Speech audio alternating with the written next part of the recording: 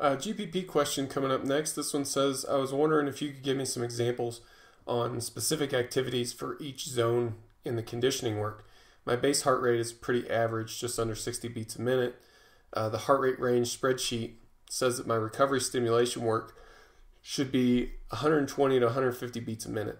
I'm not sure what would produce that. Is that just a brisk walk, or is it more involved, like a form of cycling?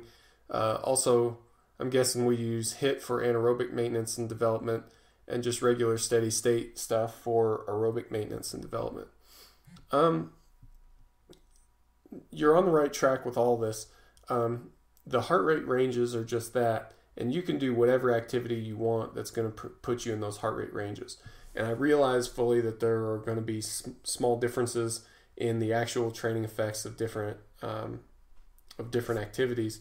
But as long as you're doing something that puts you in the right heart rate range for the required amount of time, then we're okay. If you want to do a circuit, an interval circuit, that's going to put you in 120 to 150 beats a minute, that's perfectly all right. Go for it.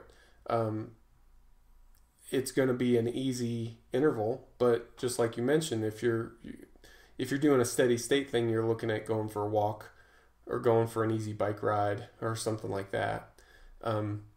So whatever you want to do is fine, literally whatever you want to do. And the same goes with any of the other zones. If you wanted to do a interval circuit for your aerobic development work, that's perfectly fine as well. That'll be a little bit more challenging, and you'll have to put a little bit more work into the design of your circuit, but that's totally all right. Not a problem with that at all. I think that's about all I wanted to cover with this. If you are so inclined to do more steady state work with the recovery work, with the aerobic maintenance work, and you want to save the intervals for more of your anaerobic energy system work, that's okay too. Just keep in mind that we really don't go to anaerobic heart rate zones very often for powerlifters. We typically stay in the aerobic zones and the recovery zones, and that's home base for us.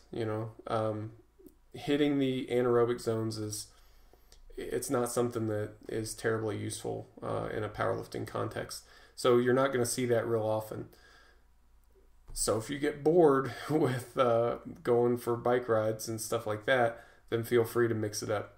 The point is to get your heart rate in that zone and keep it there.